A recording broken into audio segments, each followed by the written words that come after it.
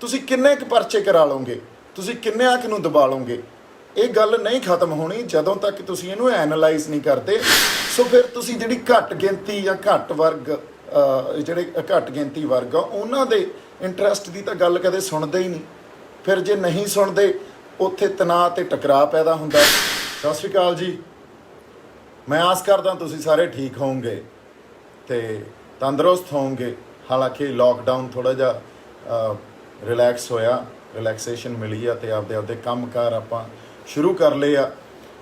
ਮੈਂ ਰੂਬਰੂ ਇਸ ਕਰਕੇ ਹੋ ਰਿਹਾ, ਪਿਛਲੇ ਦਿਨੀ ਮੈਂ ਸਾਡੇ ਜਿਹੜੇ MP ਆ, ਮੈਂਬਰ ਆਫ ਪਾਰਲੀਮੈਂਟ ਆ, ਰਵਨੀਤ ਬਿੱਟੂ, ਉਹਨਾਂ ਦਾ ਇੱਕ ਲਾਈਵ ਸੈਸ਼ਨ, ਇੱਕ ਵੀਡੀਓ ਸੁਣਿਆ। ਮੇਰੇ ਕਿਸੇ ਦੋਸਤ ਨੇ ਸ਼ੇਅਰ ਕੀਤਾ ਹੋਇਆ ਸੀ ਤਾਂ ਮੈਨੂੰ ਸੁਣਨ ਦਾ ਮੌਕਾ ਮਿਲਿਆ।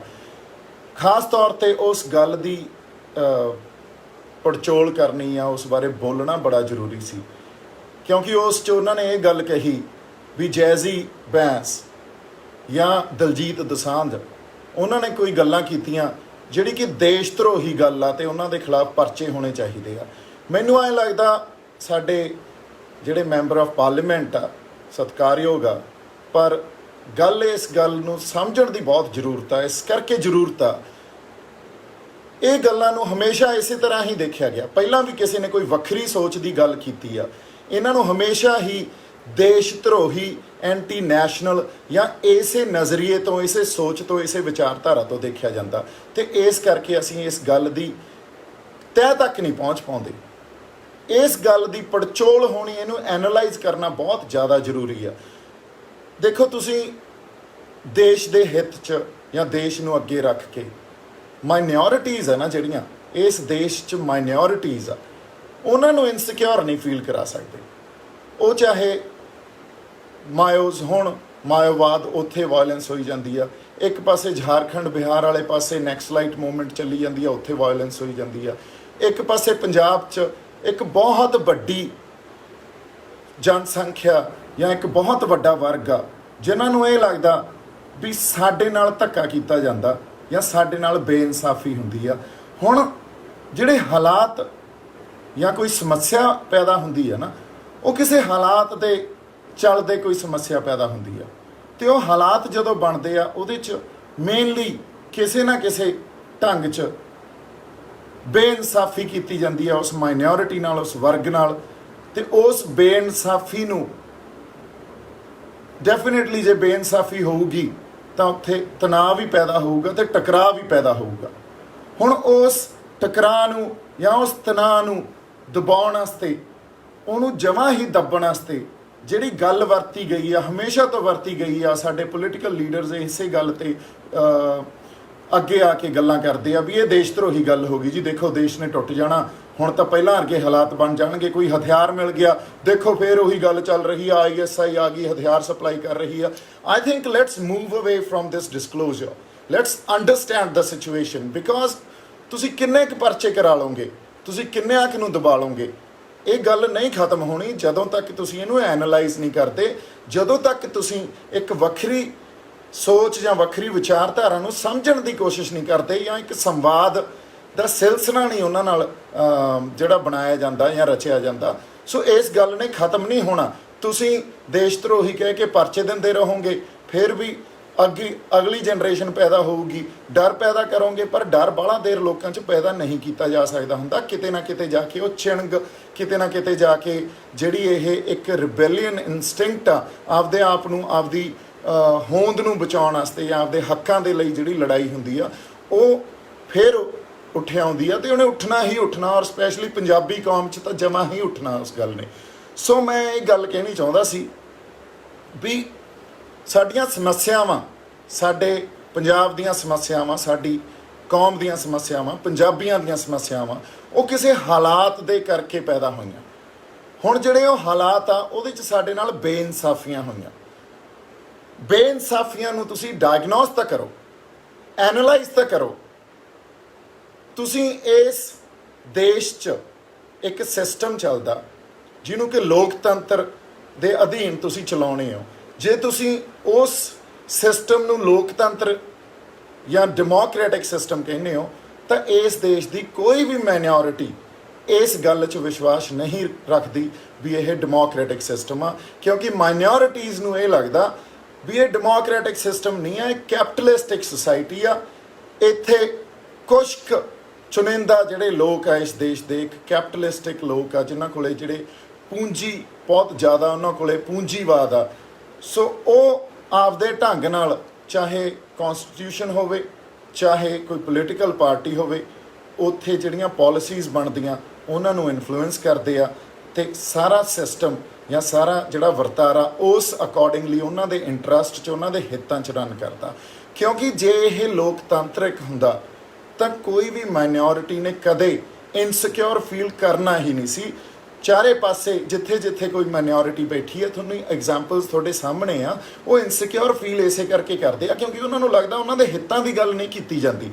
ਸੋ ਜਦੋਂ ਤੁਸੀਂ ਕਿਸੇ ਮਾਈਨੋਰਿਟੀ ਨੂੰ, ਜਦੋਂ ਤੁਸੀਂ ਵਿਲੱਖਣਤਾ ਦੀ ਗੱਲ ਕਰਦੇ ਹੋ, ਜਦੋਂ ਤੁਸੀਂ ਡਾਇਵਰਸਿਟੀ ਦੀ ਗੱਲ ਕਰਦੇ ਹੋ, ਜੇ ਕਲਚਰਲ ਡਾਇਵਰਸਿਟੀ ਨੂੰ ਐਕਸੈਪਟ ਨਹੀਂ ਕਰੋਗੇ, ਉਸ ਕਲਚਰਲ ਡਾਇਵਰਸਿਟੀ ਨੂੰ ਤੁਸੀਂ ਅਸਿਮੀਲੇਟ ਕਰਕੇ ਉਸੇ ਸਿਸਟਮ 'ਚ, ਉਸੇ ਵਰਤਾਰੇ 'ਚ ਮਿਲਾਉਣ ਦੀ ਕੋਸ਼ਿਸ਼ ਕਰੋਗੇ ਤਾਂ ਲੋਕ ਉੱਠਣਗੇ। ਲੋਕਾਂ ਨੇ ਆਪਦੀ ਆਵਾਜ਼ ਵੀ ਉਠਾਉਣੀ ਆ, ਤੇ ਸਾਨੂੰ ਇਹ ਗੱਲ ਸਾਡੇ ਇਤਿਹਾਸ ਤੋਂ ਹੁਣ ਤੱਕ ਮਿਲਦੀ ਆਈ ਆ, ਤੇ ਇਹਨੂੰ ਸਮਝਣ ਦੀ ਬਹੁਤ ਜ਼ਿਆਦਾ ਜ਼ਰੂਰਤ ਆ। ਇਹ ਗੱਲ ਤੁਸੀਂ ਦੇਖੋ, ਸਾਡੇ ਦੇਸ਼ 'ਚ ਨੈਸ਼ਨਲ ਲੈਵਲ 'ਤੇ ਦੋ ਪਾਰਟੀਜ਼ ਆ, ਇੱਕ ਆ ਕਾਂਗਰਸ, ਇੱਕ ਆ ਬੀਜੇਪੀ। ਇੱਕ ਜਿਹੜੀ ਕਾਂਗਰਸ ਆ ਉਹ ਇਸ ਦੇਸ਼ ਦੀ ਮੈਜੋਰਿਟੀ ਨੂੰ ਰਿਪਰੈਜ਼ੈਂਟ ਕਰਦੀ ਆ, ਉਸ ਮੈਜੋਰਿਟੀ ਨੂੰ ਰਿਪਰੈਜ਼ੈਂਟ ਕਰਦੀ ਆ ਜਿਹਨੂੰ ਸੈਕੂਲਰ ਹਿੰਦੂਵਾਦ ਕਿਹਾ ਜਾ ਸਕਦਾ।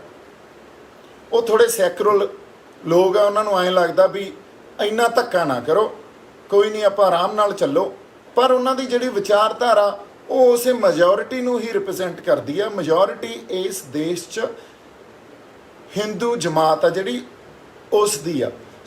ਅਸੀਂ ਇਹ ਮੰਨਦੇ ਹਾਂ ਉਹ ਸਾਡੇ ਭਰਾ ਹੀ ਆ, ਅਸੀਂ ਕਦੇ ਵੱਖਵਾਦ ਦੀ ਗੱਲ ਨਹੀਂ ਕਰ ਰਹੇ, ਪਰ ਇਨ ਦੀ ਐਂਡ ਆਫ ਦਾ ਡੇ ਜਿਹੜੀ ਪੂੰਜੀਵਾਦੀਆਂ ਕੈਪੀਟਲਿਸਟਿਕ ਸੁਸਾਇਟੀ ਦੀ ਜਾਂ ਇੱਕ ਪਰਿਵਾਰਵਾਦ ਦੀ ਗੱਲ ਕਰਦੇ ਆ, ਉਹ ਸਾਨੂੰ ਸਾਰਿਆਂ ਨੂੰ ਪਤਾ ਜਿਹੜੀ ਕਾਂਗਰਸ ਪਾਰਟੀ ਆ ਉਹ ਖੜੀ ਹੀ ਇੱਕ ਫੈਮਿਲੀ ਡਾਇਨੈਸਟੀ 'ਤੇ ਆ, ਇੱਕ ਪਰਿਵਾਰਵਾਦ 'ਤੇ ਖੜੀ ਆ, ਅਤੇ ਉੱਥੋਂ ਹੀ ਸਾਰਾ ਵਰਤਾਰਾ ਚੱਲਦਾ। ਔਰ ਉਹ ਜਿਹੜੀ ਫੈਮਿਲੀ ਡਾਇਨੈਸਟੀ ਆ, ਉਹਨਾਂ ਨੂੰ ਚਾਹੇ ਉਹ ਸ਼੍ਰੀਮਤੀ ਇੰਦਰਾ ਗਾਂਧੀ ਹੋਣ, ਚਾਹੇ ਰਾਜੀਵ ਗਾਂਧੀ ਹੋਣ, ਚਾਹੇ ਹੁਣ ਵਾਲਾ ਜਿਹੜੇ ਸਾਡੇ ਕਾਂਗਰਸ ਪਾਰਟੀ ਦੇ ਲੀਡਰ ਆ, ਉਹਨਾਂ ਨੂੰ ਇਹ ਲੱਗਦਾ ਵੀ ਇਹ ਇੱਕ ਸੁਪੀਰੀਅਰ ਲੋਕ ਆ, ਇਹ ਜਿਹੜੇ ਰੱਬ ਨੇ ਕੋਈ ਖਾਸ ਲੋਕ ਪੈਦਾ ਕੀਤੇ ਹੋਏ, ਇਹਨਾਂ ਦੇ ਉੱਤੇ ਕੋਈ ਸੁਪੀਰੀਅਰ ਹੋ ਨਹੀਂ ਸਕਦਾ।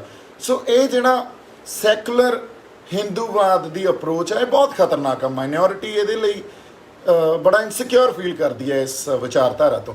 ਦੂਜੇ ਪਾਸੇ ਦੂਜੀ ਵਿਚਾਰਧਾਰਾ ਜਿਹੜੀ ਇੱਕ ਕੱਟੜਵਾਦ, ਇੱਕ ਹਿੰਦੂ ਰਾਸ਼ਟਰ ਦੀ ਗੱਲ ਕਰਦੇ ਆ, ਇੱਕ ਹਿੰਦੂਤਵਾ ਦੀ ਗੱਲ ਕਰਦੇ ਆ। ਹੁਣ ਉਸ ਪਾਲਿਸੀ ਜਾਂ ਉਸ ਵਿਚਾਰਧਾਰਾ 'ਚ ਵੀ ਜਾਂ ਉਸ ਫਿਲਾਸਫੀ ਤੋਂ ਵੀ ਕੋਈ ਮਾਈਨੋਰਿਟੀ ਸੇਫ ਜਾਂ ਸਿਕਿਉਰ ਫੀਲ ਨਹੀਂ ਕਰ ਰਹੀ।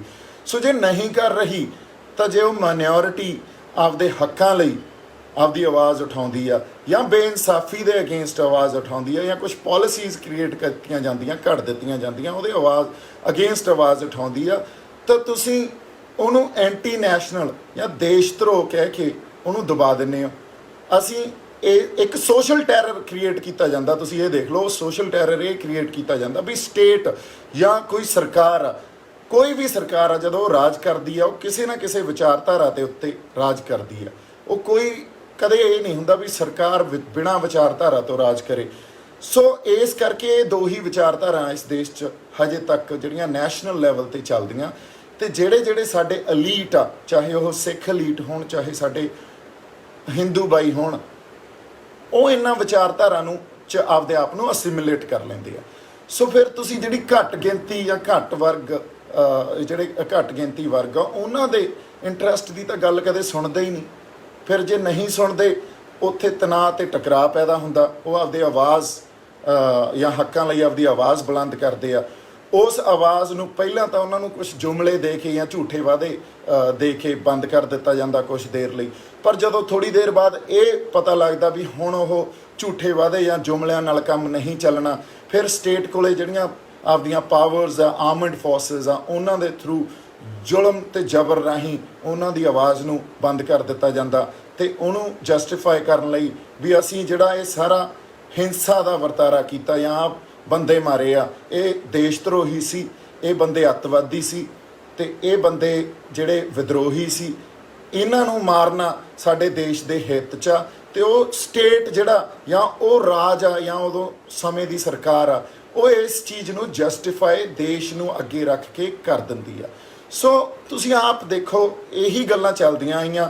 ਜੇ ਅਸੀਂ ਇਹਨਾਂ ਨੂੰ ਪ੍ਰੋਪੋਗੇਟ ਕਰਾਂਗੇ ਇਸ ਕਰਕੇ ਵੀ ਇਹ ਦੇਸ਼ ਧਰੋਹੀ ਆ ਤੇ ਇਹਨਾਂ ਗੱਲਾਂ ਤੋਂ ਸਵਾਦ ਲਵਾਂਗੇ, ਉਹਨੂੰ ਐਨਾਲਾਈਜ਼ ਨਹੀਂ ਕਰਾਂਗੇ, ਇਹ ਗੱਲਾਂ ਹੀ ਚੱਲਦੀਆਂ ਰਹਿਣਗੀਆਂ। ਕਦੇ ਵੀ ਅਸੀਂ ਕੋਈ ਪੀਸਫੁਲ ਗੱਲ ਜਾਂ ਸੰਵਾਦ ਵਾਲੀ ਗੱਲ ਤਾਂ ਕਰ ਹੀ ਨਹੀਂ ਸਕਾਂਗੇ ਫਿਰ।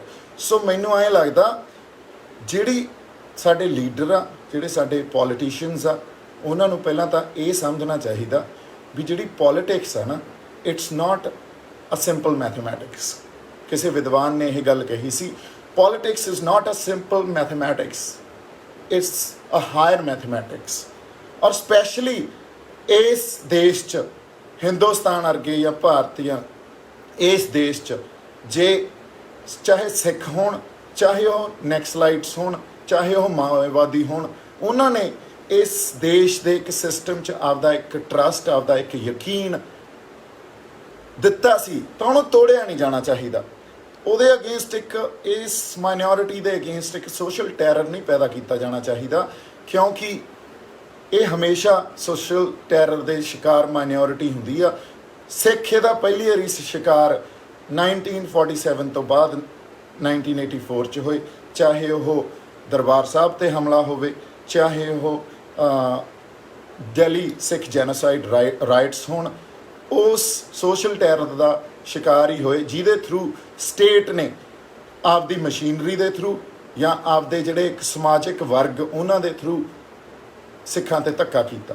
ਸੋ ਮੈਂ ਗੱਲ ਜਿਹੜੀ ਕਹਿ ਰਿਹਾ, ਤੇ ਉਦੋਂ ਬਾਅਦ ਸਿੱਖਾਂ ਨੂੰ ਇੱਕ ਇਸ ਢੰਗ 'ਚ ਪ੍ਰੋਜੈਕਟ ਕਰ ਦਿੱਤਾ ਗਿਆ ਆਪਦੇ PR ਦੇ ਥਰੂ, ਆਪਦੇ ਸੋਸ਼ਲ ਮੀਡੀਆ, ਚਾਹੇ ਉਦੋਂ ਨਹੀਂ ਸੀ ਪਰ ਇਲੈਕਟ੍ਰੋਨਿਕ ਮੀਡੀਆ ਜਾਂ ਪ੍ਰਿੰਟ ਮੀਡੀਆ ਦੇ ਥਰੂ, ਦੇ ਇਹ ਅੱਤਵਾਦੀ ਆ ਜਾਂ ਇਹ ਵੱਖਵਾਦੀ ਆ ਜਾਂ ਇਹ ਤਾਂ ਦੇਖੋ ਜੀ ਹੁਣ ਮੁਲਕ ਨੂੰ ਤੋੜ ਦੇਣਗੇ, ਦੇਖੋ ਇਹ ਤਾਂ ਇੰਟਰਨੈਸ਼ਨਲ ਗੱਲ ਹੋ ਗਈ, ਇੱਕ ਛੋਟਾ ਜਿਹਾ ਹਥਿਆਰ ਮਿਲ ਜਾਂਦਾ, ਵੇਖੋ ਜੀ ਫੇਰ ਉਹੀ ਹਾਲਾਤ ਪੈਦਾ ਹੋ ਜਾਣਗੇ। ਸੋ ਉਹਦੇ ਨਾਲ ਜਿਹੜੇ ਇੱਕ ਸ਼ਰਧਾ ਸਟੇਟ ਦੇ ਪ੍ਰਤੀ ਜਾਂ ਉਹਦੀ ਜ਼ੁਲਮ ਨੂੰ, ਉਹਦੇ ਜ਼ਬਰ ਨੂੰ ਜਸਟੀਫਾਈ ਕਰਨ ਦੀ ਇੱਕ ਮੁਹਿੰਮ ਚਲਾਈ ਜਾਂਦੀ ਆ, ਇਹਦੇ ਉੱਤੇ ਹੀ ਇਹ ਜਿਹੜੇ ਲੀਡਰਸ ਸਾਡੇ ਪੁਰਾਣੇ ਸੀ ਉਹ ਰਾਜ ਕਰਦੇ ਆਏ ਆ। ਤੇ ਮੈਂ ਤੁਹਾਨੂੰ ਹੱਥ ਜੋੜ ਕੇ ਬੇਨਤੀ ਕਰਦਾ ਵੀ ਇਹਨਾਂ ਚੀਜ਼ਾਂ ਨੂੰ ਪ੍ਰੋਪੋਗੇਟ ਨਾ ਕਰੀਏ, ਇਹਨਾਂ ਚੀਜ਼ਾਂ ਨੂੰ ਐਨਾਲਾਈਜ਼ ਕਰੀਏ, ਕਿਉਂਕਿ ਜੇ ਐਨਾਲਾਈਜ਼ ਕੀਤਾ ਹੁੰਦਾ ਤਾਂ ਪਰਚੇ ਕਰਨੇ ਉਹਦਾ ਹੱਲ ਨਹੀਂ ਆ। ਇਹਨੂੰ ਐਨਾਲਾਈਜ਼ ਕਰਕੇ ਜਦੋਂ ਅਸੀਂ ਆਪਸ 'ਚ ਬੈਠਾਂਗੇ, ਆਪਾਂ ਇੱਕ ਵੱਖਰੀ ਸੋਚ ਨੂੰ, ਸੰਵਾਦ ਦਾ ਇੱਕ ਪਲੇਟਫਾਰਮ ਦੇਵਾਂਗੇ, ਇੱਕ ਪੀਸਫੁਲ ਪਲੇਟਫਾਰਮ ਸਿਰਜਿਆ ਜਾਊਗਾ, ਤਾਂ ਫਿਰ ਉੱਥੇ ਕੋਈ ਵੀ ਵਾਇਲੈਂਸ ਵਾਲੀ ਗੱਲ ਨਹੀਂ ਆਉਣੀ। ਤੁਸੀਂ ਉਹਨਾਂ ਦੇ ਹੱਕਾਂ ਦੀ, ਕਿਉਂਕਿ ਹੱਕਾਂ ਲਈ ਮੇਰੇ ਖਿਆਲ 'ਚ ਆਪਦੀ ਗੱਲ ਕਰਨੀ, ਉਹ ਤਾਂ ਇੱਕ ਮਾਣ ਵਾਲੀ ਗੱਲ ਹੁੰਦੀ ਆ, ਉਹਦੇ 'ਚ ਕੋਈ ਵੱਖਵਾਦੀ ਜਾਂ ਕੋਈ ਅੱਤਵਾਦ ਦੀ ਗੱਲ ਨਹੀਂ ਹੁੰਦੀ, ਕਿਉਂਕਿ ਅਸੀਂ ਆਪਦੇ ਹੱਕਾਂ ਲਈ ਹਮੇਸ਼ਾ ਤੋਂ ਹੀ ਲੜਦੇ ਆਏ ਆ। ਹਾਲਾਤ ਬਦਲਦੇ ਰਹਿੰਦੇ ਆ, ਰਿਐਲਿਟੀ ਬਦਲਦੀ ਰਹਿੰਦੀ ਆ, ਔਰ ਇਹਦੇ ਡਾਇਨਾਮਿਕਸ ਬਹੁਤ ਜ਼ਿਆਦਾ ਹੁੰਦੇ ਆ। ਇਹਨੂੰ ਬਹੁਤ ਸਿੰਪਲਿਸਿਟੀ ਇਸ ਤੌਰ 'ਤੇ ਨਹੀਂ ਦੇਖਿਆ ਜਾ ਸਕਦਾ। ਇਹ ਤਾਂ ਪੋਲੀਟੀਸ਼ੀਅਨਸ ਦੀ ਬਹੁਤ ਵੱਡੀ ਗਲਤੀ ਆ ਜੇ ਇਸ ਤਰ੍ਹਾਂ ਹੀ ਦੇਖਣ ਲੱਗ ਜਾਣ ਵੀ ਇਹ ਦੇਸ਼ ਧਰੋਹੀ ਗੱਲ ਆ ਜੀ, ਕਿਉਂਕਿ ਉਹਦੇ ਬਹੁਤ ਡਾਇਨਾਮਿਕਸ ਆ। ਉਹਨਾਂ ਡਾਇਨਾਮਿਕਸ ਨੂੰ ਸਮਝਣ ਦੀ ਕੋਸ਼ਿਸ਼ ਤਾਂ ਕੀਤੀ ਜਾਵੇ, ਉਹਨਾਂ 'ਤੇ ਸੰਵਾਦ ਤਾਂ ਰਚਾਇਆ ਜਾਵੇ, ਫਿਰ ਹੀ ਆਪਾਂ ਨੂੰ ਗੱਲ ਸਮਝ ਆਊਗੀ। ਸੋ ਮੈਂ ਇਹੀ ਗੱਲ ਕਹਿਣਾ ਚਾਹੁੰਦਾ ਸੀ ਵੀ ਜਿਹੜੇ ਸਾਡੇ ਪੋਲੀਟੀਕਲ ਲੀਡਰਸ ਆ, ਉਹ ਬੜੇ ਇੰਟਲੈਕਚੁਅਲ ਆ। ਮੈਂ ਇਹ ਚਾਹਣਾ ਤੇ ਉਹਨਾਂ ਨੂੰ ਅਰਦਾਸ ਕਰਦਾ, ਗੁਜ਼ਾਰਿਸ਼ ਕਰਦਾ ਵੀ they have to rise above their intellectual caliber and try and understand the situation, try and understand the reality, and try and understand the dynamics of reality. Otherwise, it's a fundamental problem which earlier nobody could address, no political leader could address it properly, because ਇੱਕ state ਦੀ ਵਿਚਾਰਧਾਰਾ ਨੂੰ ਅੱਗੇ ਰੱਖ ਕੇ ਉਹ ਉਹਨਾਂ ਨੂੰ ਜਿਵੇਂ ਦਬਾਉਂਦੇ ਆ, ਉਹਨਾਂ 'ਤੇ ਜ਼ੁਲਮ ਜਾਂ ਜ਼ਬਰ ਕਰਦੇ ਆ, ਜੇ ਤੁਸੀਂ ਵੀ ਐਂ ਕਰਦੇ ਆਏ ਫਿਰ ਇੱਥੇ ਕੋਈ ਹੱਲ ਨਹੀਂ ਨਿਕਲਣਾ। ਸੋ ਇਸ ਕਰਕੇ ਇੱਕ ਪੀਸਫੁਲ ਜਿਹੜਾ ਮੇਰੇ ਖਿਆਲ 'ਚ ਡਿਸਕਸ਼ਨ ਜਾਂ ਇੱਕ ਸੰਵਾਦ ਆ ਜਿਹੜਾ ਉਹ ਰਚਿਆ ਜਾਣਾ ਚਾਹੀਦਾ। ਇੱਜ਼ਤ ਉਹਨਾਂ ਨੂੰ ਵੀ ਦੇਣੀ ਚਾਹੀਦੀ ਆ, ਉਹਨਾਂ ਦੀ ਵਿਚਾਰਧਾਰਾ ਜਾਂ ਉਹਨਾਂ ਦੀ ਜਿਹੜੀਆਂ ਸਮੱਸਿਆਵਾਂ ਉਹਨਾਂ ਨੂੰ ਵੀ ਸੁਣੋ। ਸੋ ਉਦੋਂ ਬਾਅਦ ਹੀ ਕੋਈ ਹੱਲ ਨਿਕਲ ਸਕਦਾ। ਅਦਰਵਾਈਜ਼ ਜਿੰਨੇ ਮਰਜ਼ੀ ਪਰਚੇ ਕਰ ਲਓ, ਜਿੰਨੇ ਮਰਜ਼ੀ ਤੁਸੀਂ ਬੰਦੇ ਡਰਾ ਲਓ, ਇਹ ਗੱਲ ਨੇ, ਇਸ ਚਿਣਗ ਨੇ ਸਪੈਸ਼ਲੀ ਪੰਜਾਬੀਆਂ 'ਚ ਹਮੇਸ਼ਾ ਰਹਿਣਾ, ਇਹਨੇ ਖਤਮ ਹੀ ਨਹੀਂ ਹੋਣਾ, ਕਿਉਂਕਿ ਸਾਨੂੰ ਸਾਡੇ ਗੁਰੂ ਸਾਹਿਬਾਨਾਂ ਤੋਂ, ਆਪਦੇ ਜਿਹੜੇ ਇੱਕ ਸਾਡੇ ਅੰਦਰ ਸੋਵਰਨਿਟੀ ਆ ਜਾਂ ਇੱਕ ਫਰੀडम ਆ ਜਾਂ ਅਸੀਂ ਕਿਸੇ ਦੇ ਅਧੀਨ ਨਹੀਂ ਰਹਿ ਸਕਦੇ ਅਕਾਲ ਪੁਰਖ ਤੋਂ ਬਿਨਾਂ, ਉਹ ਗੁਰੂ ਸਾਹਿਬਾਨਾਂ ਤੋਂ ਮਿਲੀ ਹੋਈ ਆ। ਮੈਨੂੰ ਐਂ ਲੱਗਦਾ ਜਿਹੜੇ ਸਤਿਕਾਰਯੋਗ ਰਵਨੀਤ ਬਿੱਟੂ ਜੀ ਆ ਉਹ ਇਹ ਉਹਨਾਂ ਦੇ ਅੰਦਰ ਵੀ ਹੋਊਗੀ, ਪਰ ਮੈਨੂੰ ਇਸੇ ਕਰਕੇ ਮੈਂ ਉਹਨਾਂ ਨੂੰ ਗੁਜ਼ਾਰਿਸ਼ ਤੇ ਅਰਦਾਸ ਕਰ ਰਿਹਾ। ਇਹ ਹੁਣ ਕੋਈ ਚੈਨਲ ਜਿਹੜੀ ਖਬਰਾਂ ਬਣਾ ਦਿੰਦੇ ਆ ਵੀ ਦੀਪ ਸਿੱਧੂ ਨੇ ਰਵਨੀਤ ਬਿੱਟੂ ਤੇ ਲਾਇਆ ਤਵਾ ਜਾਂ ਕੋਈ ਵੀ ਇਹੋ ਜਿਹੀ ਗੱਲ ਕਰ ਦੇਣ, ਉਹ ਵੱਖਰੀ ਗੱਲ ਆ, ਮੈਨੂੰ ਨਹੀਂ ਪਤਾ। ਪਰ ਮੈਂ ਤੁਹਾਨੂੰ ਬੇਨਤੀ ਕਰਦਾ ਸੀ ਵੀ ਤੁਸੀਂ ਸਾਡੇ ਸਾਰੇ ਨੌਜਵਾਨ ਆਉਣ ਵਾਲੇ ਆਗੂ ਹੋ, ਤੇ ਮੈਂ ਤੁਹਾਡੇ ਤੋਂ ਆਸ ਹੀ ਕਰਦਾ ਵੀ ਨਾ ਤਾਂ ਦਲਜੀਤ ਤੇ ਨਾ ਹੀ ਜੈਜ਼ੀ ਬੈਂਸ ਕੋਈ ਦੇਸ਼ ਧਰੋਹੀ ਆ। ਜੇ ਉਹਨਾਂ ਨੇ ਕੋਈ ਕਿਸੇ ਹੋਰ ਵਿਚਾਰਧਾਰਾ ਦੀ ਗੱਲ ਕੀਤੀ ਆ ਜਾਂ ਜੇ ਉਹਨਾਂ ਨੇ ਖਾਲਿਸਤਾਨ ਦੀ ਗੱਲ ਕੀਤੀ ਆ ਜਾਂ ਸਾਡੇ ਜਿਹੜੇ ਪੰਥ ਦੇ ਜਥੇਦਾਰ ਸਾਹਿਬਾਨ ਆ ਉਹ ਬਹੁਤ ਸਤਿਕਾਰਯੋਗ ਆ, ਉਹ ਬਹੁਤ ਲਰਨਡ ਬੰਦੇ ਆ, ਉਹ ਬੜੇ ਗਿਆਨੀ ਆ। ਤੁਸੀਂ ਦੇਖੋ ਪੋਲੀਟੀਕਲ ਪਾਰਟੀ ਕੁਛ ਵੀ ਕਰੇ, ਪਿੱਛੇ ਆਪਾਂ ਇਹ ਕਹਿ ਦਈਏ ਵੀ ਬਾਦਲਾਂ ਨੇ ਉਹਨਾਂ ਨੂੰ ਅਪਾਇੰਟ ਕੀਤਾ ਜਾਂ ਉਹਨਾਂ ਨੂੰ ਕਿਸੇ ਪੋਲੀਟੀਕਲ ਪਾਰਟੀ ਦੀ ਸ਼ੈ ਆ, ਇਹਨਾਂ ਗੱਲਾਂ 'ਚ ਕੋਈ ਦਮ ਨਹੀਂ ਹੁੰਦਾ। ਗੱਲ ਤਾਂ ਫੇਰ ਵੀ ਬੈਠ ਕੇ ਹੀ ਕਰਨੀ ਪੈਂਦੀ ਆ, ਕੋਈ ਵੀ ਦੇਸ਼ ਧਰੋਹੀ ਨਹੀਂ ਆ। ਅਸੀਂ ਆਪਦੇ ਹੱਕਾਂ ਲਈ, ਅਸੀਂ ਬੇਇਨਸਾਫੀ ਦੇ ਅਗੇਂਸਟ ਆਪਦੀ ਲੜਾਈ ਲੜਦੇ ਹਾਂ, ਤੇ ਇਹੀ ਗੱਲ ਬਸ ਤੁਹਾਨੂੰ ਸਮਝ ਆ ਜੇ ਤਾਂ ਬਹੁਤ ਵਧੀਆ ਗੱਲ ਹੈ ਜੀ। ਇਹਦਾ ਕੋਈ ਹੱਲ ਨਿਕਲਿਆ ਆਊਗਾ, ਸਾਰੇ ਬੈਠ ਕੇ ਇਹਦਾ ਕੋਈ ਹੱਲ ਕੱਢ ਲਾਂਗੇ। ਨਹੀਂ ਤਾਂ ਤੁਸੀਂ ਜਿਵੇਂ ਪਹਿਲਾਂ ਸਰਕਾਰਾਂ ਨੇ ਅੱਤਵਾਦੀ ਦੀ ਸਟੈਂਪ ਸਿੱਖਾਂ ਤੇ ਲਾਈ ਆ ਜਾਂ ਉਸ ਹਰ ਬੰਦੇ ਤੇ ਲਾਈ ਆ ਜਿਹਦੀ ਕੋਈ ਵੱਖਰੀ ਤਰ੍ਹਾਂ ਦੀ ਸੋਚ ਆ ਜਾਂ ਉਹ ਆਪਦੇ ਹੱਕਾਂ ਦੇ ਲਈ ਲੜਦਾ, ਤਾਂ ਫਿਰ ਉਹੀ ਲਾਉਂਦੇ ਰਹੋਗੇ, ਫਿਰ ਇਹਦਾ ਕੋਈ ਹੱਲ ਨਹੀਂ ਨਿਕਲਣਾ। ਜਿੰਨੇ ਮਰਜ਼ੀ ਪਰਚੇ ਕਰ ਲਈਏ, ਜਿੰਨੇ ਮਰਜ਼ੀ ਅਸੀਂ ਕੇਸ ਪਾ ਕੇ ਡਰਾ ਲਈਏ, ਕੋਈ ਹੱਲ ਨਹੀਂ ਨਿਕਲਣਾ। ਸੋ ਇੰਨਾ ਹੀ ਮੈਨੂੰ ਜਿਹੜੀ ਮੈਂ ਗੱਲ ਕਰਨਾ ਚਾਹੁੰਦਾ ਸੀ ਵੀ ਸੋਸ਼ਲ ਟੈਰਰ ਆਪਾਂ ਨਹੀਂ ਕ੍ਰੀਏਟ ਕਰਦੇ, ਆਪਾਂ ਪਿਆਰ, ਸਾਂਝ ਤੇ ਭਾਈਚਾਰਾ ਉਹਨੂੰ ਸਮਝ ਕੇ ਚੱਲਦੇ ਹਾਂ। ਪੰਜਾਬੀਆਂ 'ਚ ਤਾਂ ਸਪੈਸ਼ਲੀ ਇਹ ਗੱਲ ਹੋਣੀ ਚਾਹੀਦੀ ਆ। ਸੋ ਥੈਂਕ ਯੂ ਸੋ ਮੱਚ, ਜਿਉਂਦੇ ਵਸਦੇ ਰਹੋ। ਮੇਰੇ ਵੱਲੋਂ ਬਹੁਤ ਸਾਰਾ ਪਿਆਰ ਤੇ ਸਤਿਕਾਰ ਸਾਰਿਆਂ ਨੂੰ। ਸਤਿ ਸ਼੍ਰੀ ਅਕਾਲ।